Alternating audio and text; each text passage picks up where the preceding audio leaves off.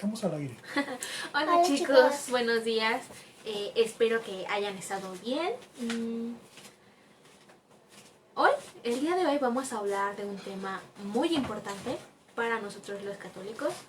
Pero antes que nada vamos a empezar con una pequeña oración. En el nombre del Padre, del Hijo y del Espíritu Santo. Amén.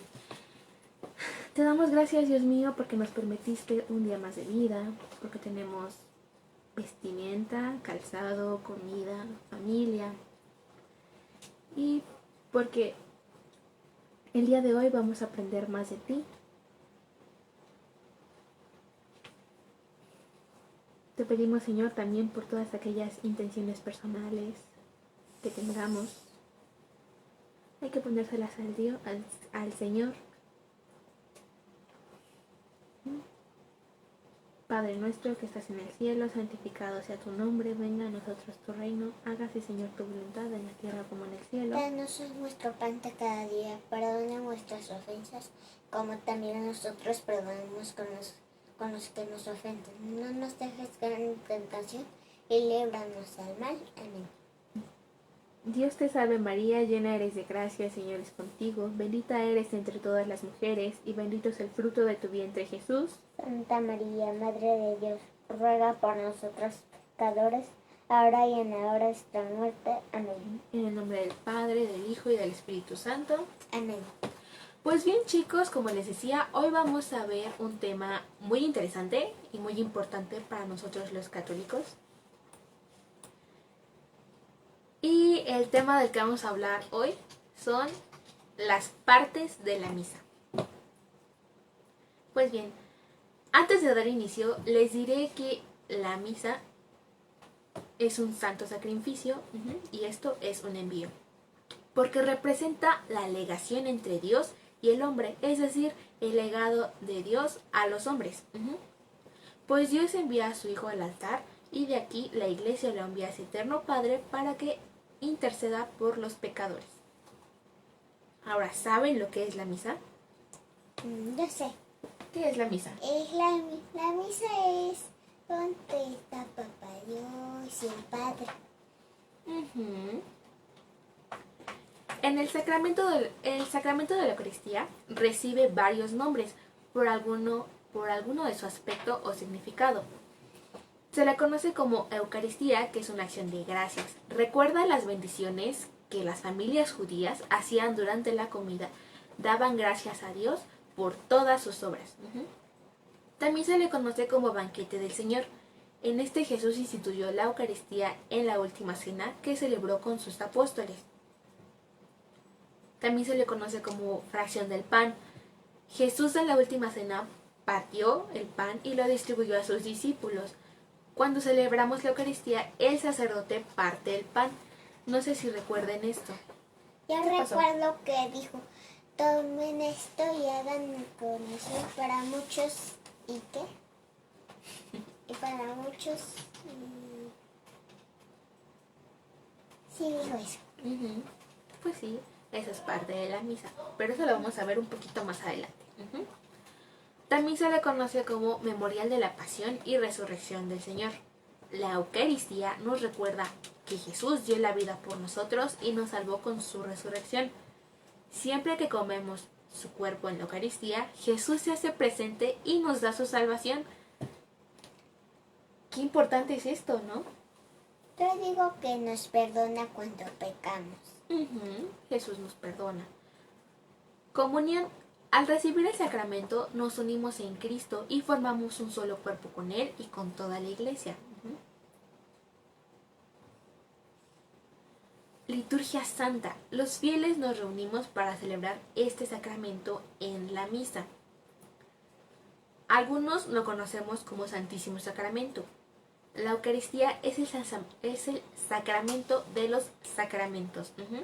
Nosotros celebramos que Jesús realmente está presente en el pan y vino consagrados. A esto se le llama transustanciación. Parece trabalenguas, ¿verdad? Santa Misa. Cuando celebramos este sacramento, somos enviados a vivir como Jesús. Tengo una duda. ¿Y ¿Cómo es la mesa donde ponen todo? Eso se llama altar. Acuérdense que el altar está hecho de mármol o tiene que ser de una piedra. Es una mesa. Recuerden que tiene 5 cruces que representan las 5 llagas de nuestro Señor Jesucristo. Y en el centro tiene una piedra que es la piedra ara. En esta piedra se encuentra la reliquia de un santo mártir. Ahora, vamos a continuar. Seguimos con el memorial. ¿Qué es la memoria? La memoria es una facultad maravillosa del ser humano que nos permite retener hechos pasados de forma personal. Los hechos de forma personal que retenemos son los que aprendemos en la escuela, en la catequesis, a lo largo de nuestra vida, como cuando se nos cayó el primer diente o al término de algún grado escolar. O que cuando el ratón de los dientes nos regaló una moneda. También guardamos recuerdos de forma familiar. Estos son los acontecimientos significativos o las personas que dejan huella en nuestra familia, como cuando celebramos la Navidad o los cumpleaños en familia, o también la muerte de algún familiar. También se guardan memorias de forma colectiva o social. Los acontecimientos más importantes de nuestro pueblo o comunidad, como festejamos la independencia el día 15, ¿se acuerdan? O las muchas diferentes tradiciones que tenemos en nuestro país. O como la primera vez que cocinamos a mano. Eso sería de forma personal.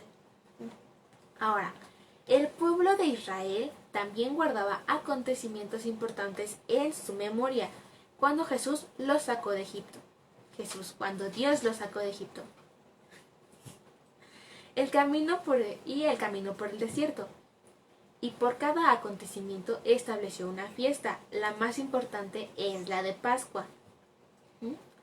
Y Jesús pidió a los apóstoles guardar en la memoria un acontecimiento muy importante de su vida, su muerte y su resurrección.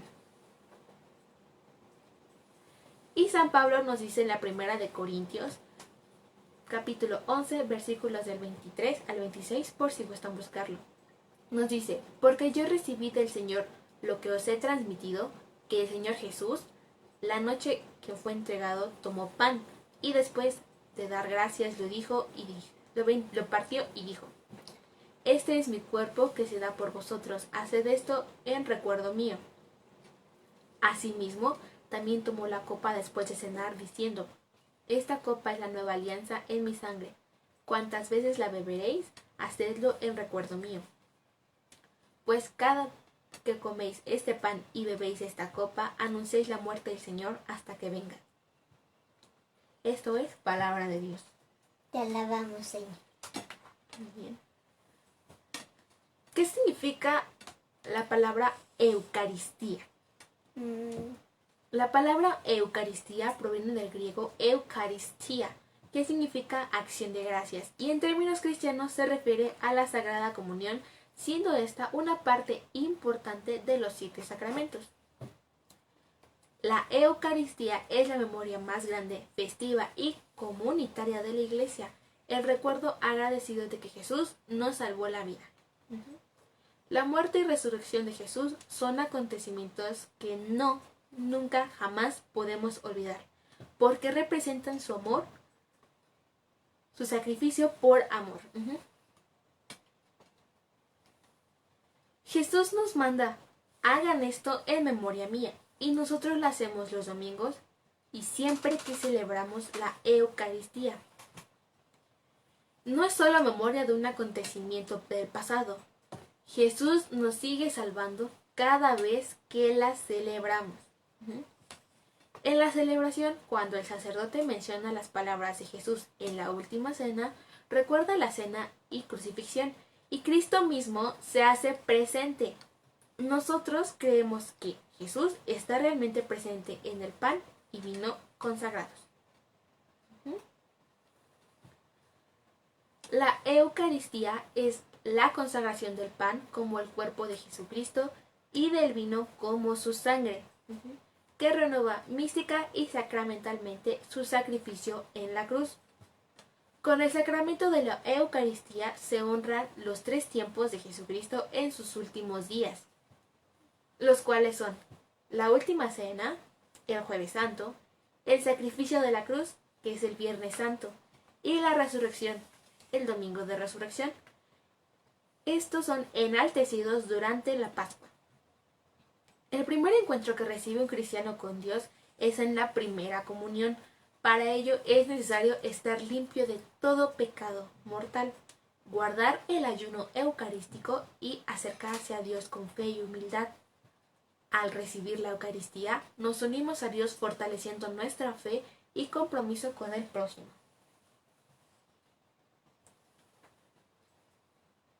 Un acontecimiento adecuado de la Eucaristía, de lo que es, de sus partes y de todo aquello que conforma, abre nuestro horizonte para que seamos conscientes de nuestra participación en el ministerio pascual de Cristo, es decir, en la celebración eucarística. Y ahora sí, vámonos con lo que son las partes de la misa. La celebración eucarística se divide en dos grandes partes, que son liturgia de la palabra y liturgia eucarística. El día de hoy vamos a ver lo que es la liturgia de la palabra. La liturgia de la palabra. Todo procede a lo que la liturgia de la palabra tiene de carácter introductivo.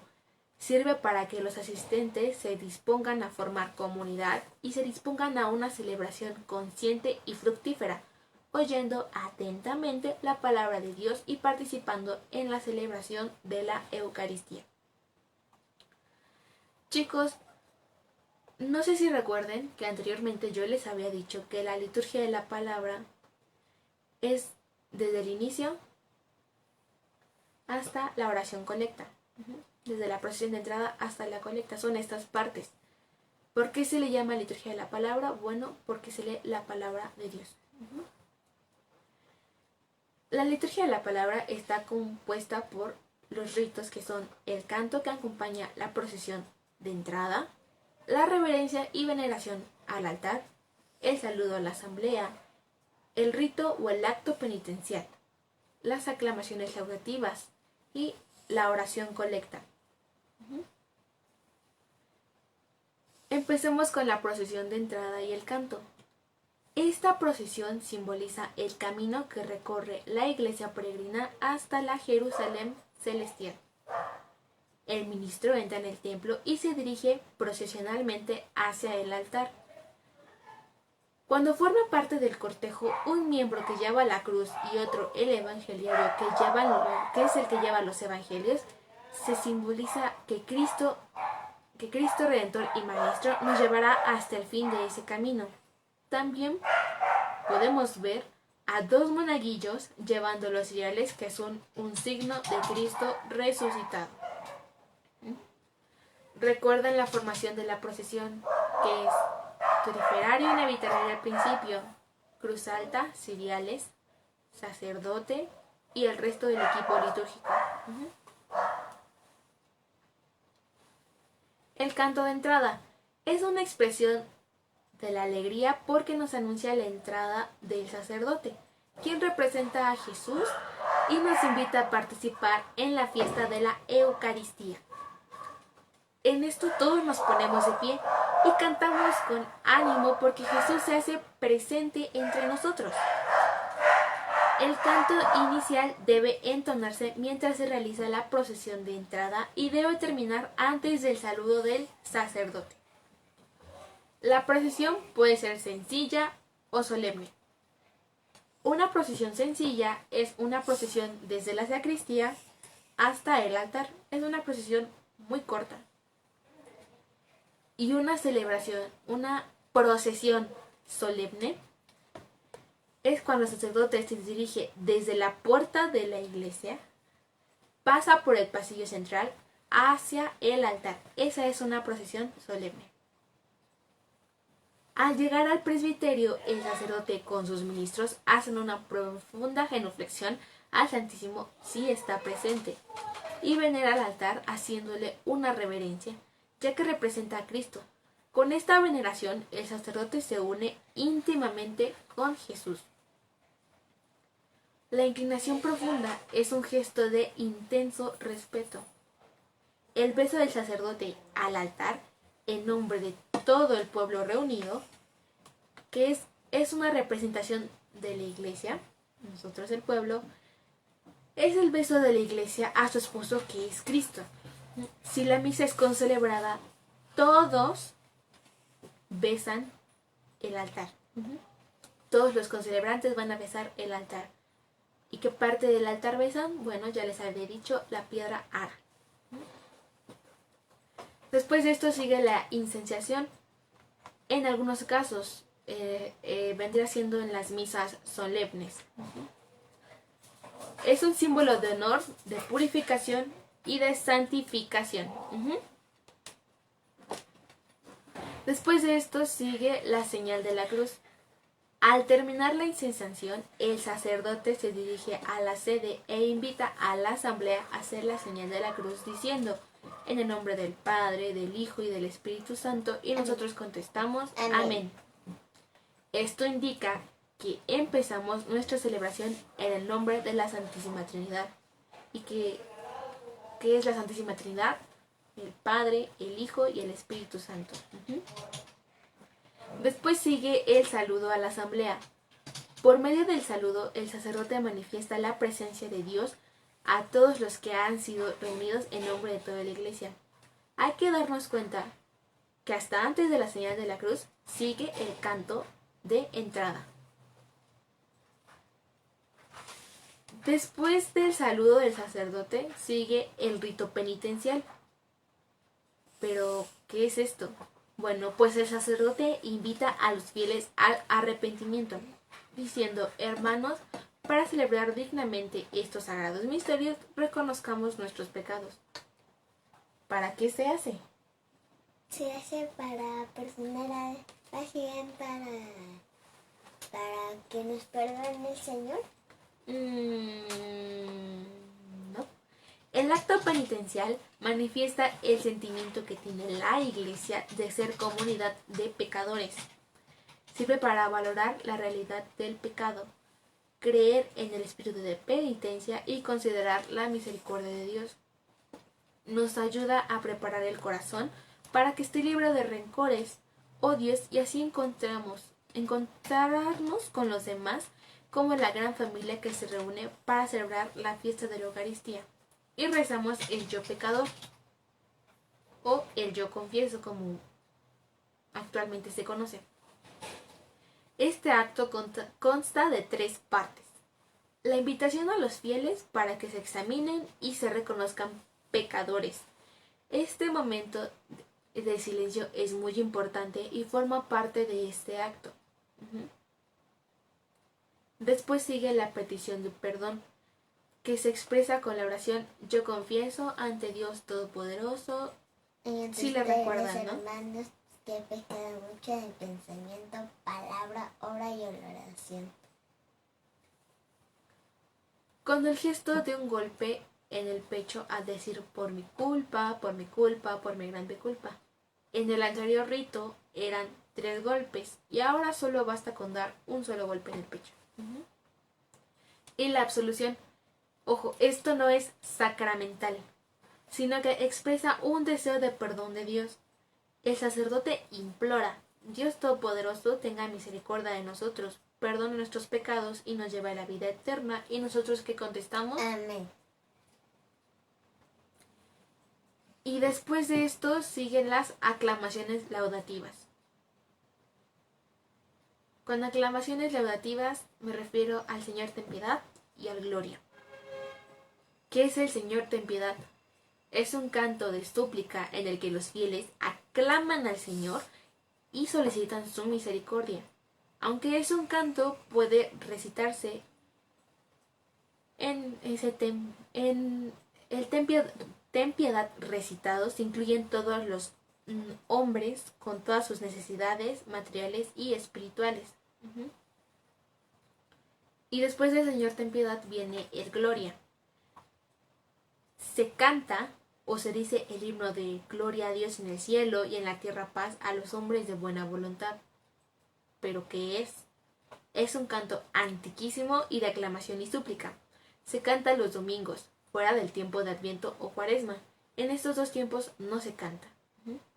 y en celebraciones solemnes o con asistencia especial del pueblo. Comienza con las palabras del ángel de Belén. Sigue con una estrofa dirigida a Dios Padre como Señor, Rey del cielo y omnipotente. Continúa con una segunda estrofa dirigida a Dios Hijo, al que llama Señor, Cordero de Dios, Hijo del Padre. Es decir, se resalta su señorío, su carácter redentor y su afiliación natural divina. Tengo una duda. ¿Qué es omnipotente? Omnipotente, que tiene todos los poderes. ¿Todos? Y concluye con una glorificación a Cristo, al Espíritu Santo y al Padre. Después de esto sigue la oración colecta. ¿Qué es la oración colecta? Es una oración que el sacerdote dice con las manos juntas. Esto fue introducido probablemente por San León Magno en el siglo V, que consta de 5 partes. La primera es la invitación a la oración.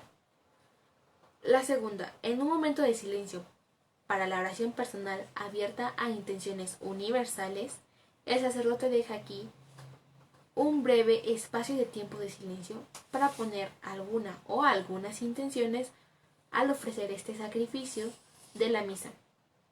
Tú también puedes hacerlo. ¿Qué significa ofrecer la misa por algo? Pues asómbrate. Significa que ofreces tú a Dios Padre la vida, pasión y muerte de tu Hijo Jesucristo, y a la vez que le ofreces lo más querido para Él, le pides a cambio que Él te conceda lo que tú le estás pidiendo. Después sigue la oración por parte del sacerdote, dirigida a la Trinidad. Puede ser por nuestro Señor Jesucristo, tu Hijo, que vive y reina contigo en la unidad del Espíritu Santo. Eso es lo que dice. Sigue la conclusión con la profesión de fe. Y por último sigue la aclamación y asentamiento por parte del pueblo, que contesta amén, es decir, así sea o que se haga así. Después de esto viene la liturgia de la palabra. ¿Qué significa la expresión liturgia de la palabra? En esta parte de la misa escuchamos la proclamación de la palabra de Dios.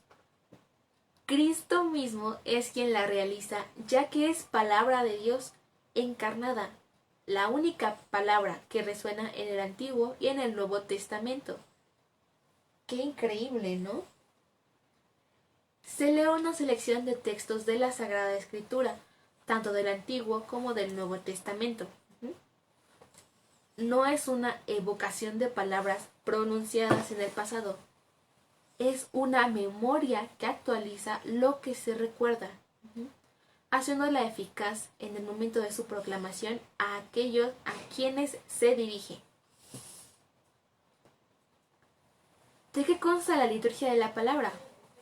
Consta de lecturas, cantos, homilía, credo y oración a los fieles. Las lecturas son lecturas variadas de la Sagrada Escritura que se van haciendo en determinados periodos del año, de tal forma que el pueblo vaya conociendo las partes más significativas del Antiguo y del Nuevo Testamento. En ellas, Dios habla a su pueblo, le descubre el misterio de la redención y la salvación, y el mismo Cristo, por su palabra, se hace presente en medio de los fieles. En los domingos y en las solemnidades son 3 lecturas. La primera lectura generalmente es tomada del Antiguo Testamento. Nos hace presente cómo Dios se comunicaba con el pueblo de Israel. Después de la primera lectura viene el Salmo responsorial. Se canta después de la primera lectura como respuesta a la palabra de Dios que hemos escuchado. Es parte integrante de la liturgia de la palabra. Es tomado del leccionario y elegido de acuerdo al contenido de las lecturas. Este es entonado por el salmista, que canta las estrofas mientras el pueblo escucha y responde cantando el estribillo o antífona en la forma indicada. Después del salmo responsorial viene la segunda lectura. Esta es tomada generalmente del Nuevo Testamento, concretamente de las cartas apostólicas. Nos recuerda la forma de vivir el Evangelio en la primera comunidad cristiana. Solo se lee esta lectura en los domingos y en las solemnidades. ¿Y cómo se leen las lecturas? Porque no crean que se lee así como agarramos un libro y lo empezamos a leer. No, No. ya sé. Mm. No le cambiamos las hojas, sino que leemos en voz alta y con un micrófono lo que dice la lectura de Dios. El lector va al ambón y los fieles toman asiento. No se dice primera lectura, segunda lectura, sino que se lee directamente. Lectura de... y termina con la expresión, esta es palabra de Dios. Y nosotros contestamos, te alabamos, Señor. Esto no es una aclaración, sino una confesión de fe. A lo que la asamblea responde, Te alabamos, Señor.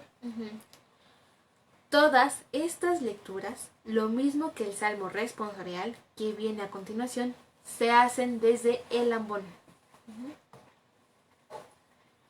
Después de la segunda lectura viene el canto del Aleluya, que va antes del Evangelio y se canta o se recita el Aleluya, seguido de un estribillo u otro canto según lo indique el tiempo litúrgico. Tengo nada. ¿Qué es aleluya? Aleluya. Híjole. No sé bien el término, pero si quieres para la próxima clase te traigo lo que es el significado del aleluya. Esa va a ser mi tarea, ¿sí? Bueno, vamos a seguir. Después sigue el Evangelio. El Evangelio se distingue de las otras lecturas porque es la presencia del mismo Cristo que nos habla. La asamblea se pone de pie como gesto que indica alegría, respeto y veneración a la palabra de Dios. En la procesión del Evangelio se lleva a cabo,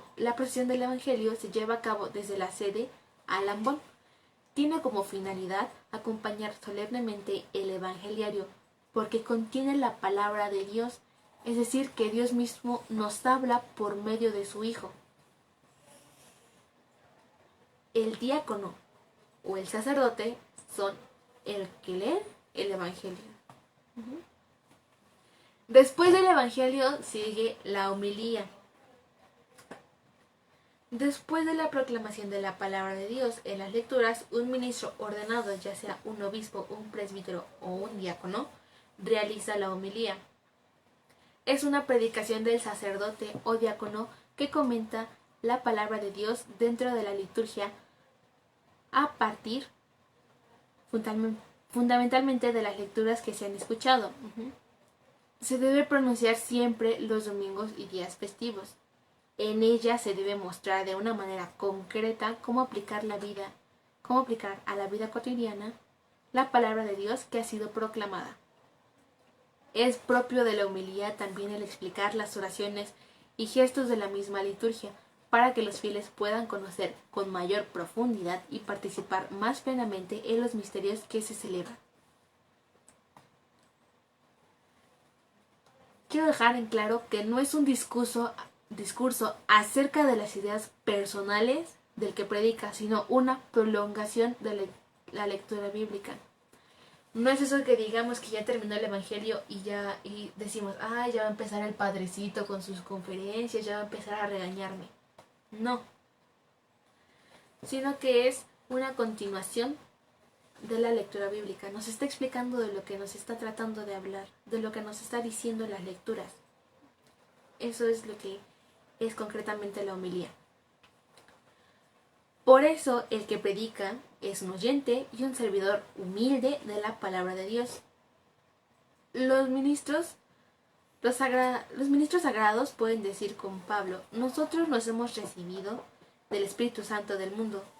Nosotros no hemos recibido el Espíritu Santo del mundo, sino el Espíritu Santo que viene de Dios para que conozcamos los dones de Dios que Dios nos ha concedido y enseñamos estas cosas, no como palabras aprendidas por sabiduría humana, sino como palabras aprendidas del Espíritu, expresando las cosas espirituales con palabras.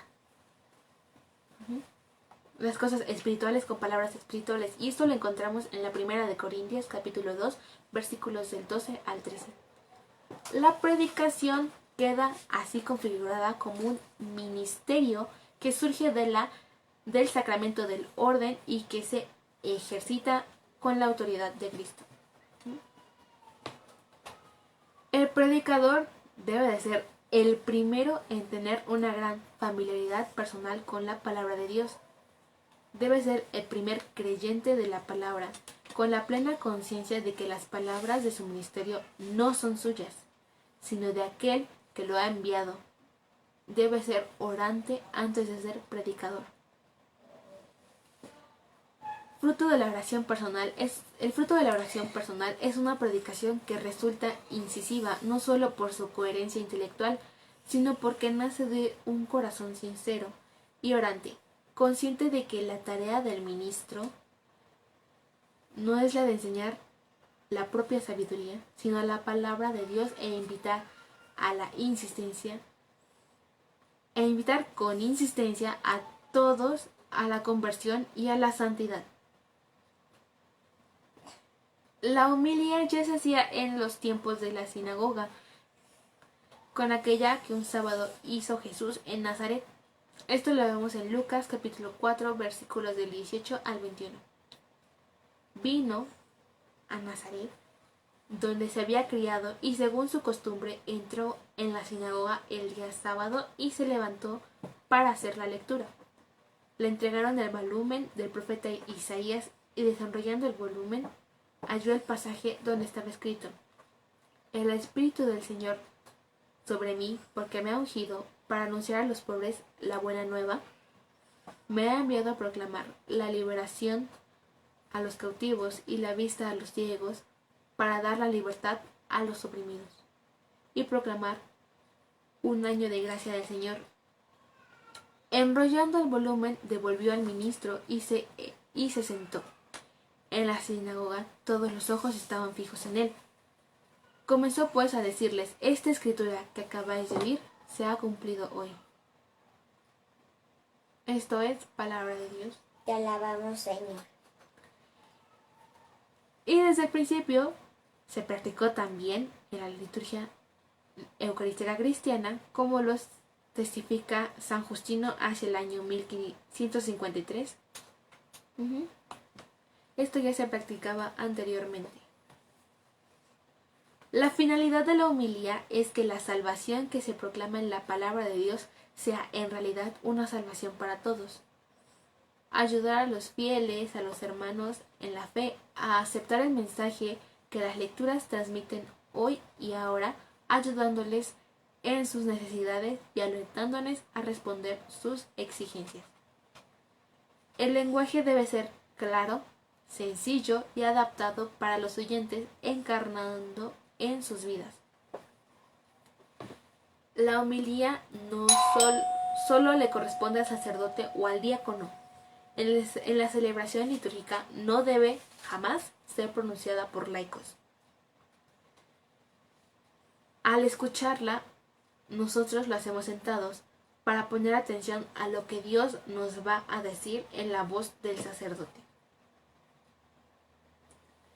Y bueno, después de esto sigue la profesión de fe.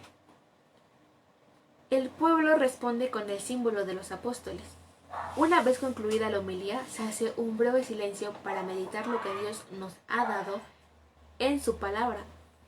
Después, la asamblea se pone de pie y recita el credo, ya que se sienten unidos por una misma fe. El credo es una profesión de fe que resume y proclama la doctrina de la Iglesia Católica y además recibe el nombre de símbolo de los apóstoles porque significa señal por la que aún no se le reconoce, pues nosotros creemos que los primeros cristianos creían. Es por eso que al cristiano se le reconoce por la profesión de fe. La profesión de fe fue introducida en la liturgia a mediados del siglo VI en el Oriente Bizantino y en Roma se concluyó en el siglo XI. No es obligatorio rezar el credo en las misas comunes de semana. Esto dependerá solo de quién preside la celebración. ¿A qué me refiero con esto? Las misas que van de lunes a sábado no es obligatorio que se rece el credo. Depende del sacerdote, si cree que es necesario rezarlo, lo recitaremos, si no, no. ¿Y por qué se reza de pie? Porque estar de pie significa firmeza en la fe y un deseo de poner en práctica con hechos esa fe que se proclama. Ustedes recordarán que tenemos dos formas de credo. El credo de los apóstoles, ese credo cortito, que es llamado de los apóstoles porque es considerado el resumen fiel de la fe de los apóstoles. Es el credo cortito, el chiquito. Y tenemos también el credo niceo-constantinopolitano. Parece trabalenguas, ¿verdad? Trabalenguas. Este credo es más largo por ser más explícito y lo rezamos todos los domingos en misa. Debe su autoridad al hecho de que es fruto de los dos primeros concilios ecuménicos. El concilio de Nicea del año 325 y el concilio de Constantinopla en el año de 381. Después de esto sigue la oración de los fieles. La oración de los fieles también se llama oración común, oración o plegaria universal. Consta de una introducción y de unas peticiones de carácter universal y también local, por las necesidades de la Iglesia Universal, por las necesidades de la sociedad, por los gobernantes de las naciones, de las personas, por la salvación del mundo, por los que sufren cualquier necesidad para la comunidad local. Las peticiones pueden ser leídas por una o varias personas y han de estar preparadas y escritas. Pueden amoldarse a las diversas celebridades, una boda, un funeral, un bautismo, etc. Y bueno, chicos, este tema a mí me ha resultado interesante.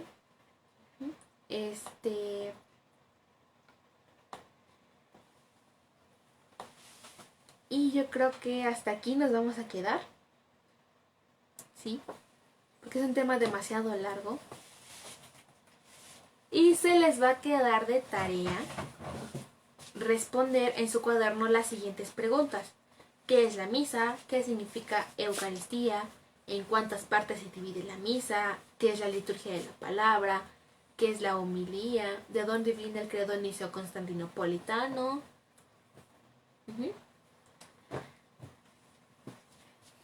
Este tema ha resultado muy interesante, ¿verdad? A mí me ha gustado mucho, me gusta mucho aprender de las partes de la misa. Bueno, recuerden que en unos momentos más se les va a mandar el resumen de la clase de hoy en formato PDF por el grupo de WhatsApp. Y también se les recuerda que se les espera mañana en la misa de 10:30. Pero hay que estar un poquito antes por las medidas que tenemos de seguridad, que son ponernos gel, que nos toman la temperatura, la sana distancia. Recuerden ir con su cubrebocas y con su careta si es posible. Hay que ser puntuales. Para alcanzar lugar. Sí, porque con las medidas de estos días, pues sí, hay que estar separados para evitar contagios. Pues bueno, chicos, va a ser todo por el día de hoy. Espero que les guste. Espero que les haya gustado, porque a mí me gustó muchísimo investigar acerca de este tema. Y bueno, eso es todo lo que les tengo que decir. Y esperemos que tengan un buen fin de semana. Obedezcan a sus papás. Sean pacientes con sus maestros, porque esta es una nueva forma de aprender. Y tenemos que adaptarnos a eso. Nos vemos la próxima clase. Ya pronto volveremos a clases. Cuídense, les mandamos un besote. Adiós. Adiós.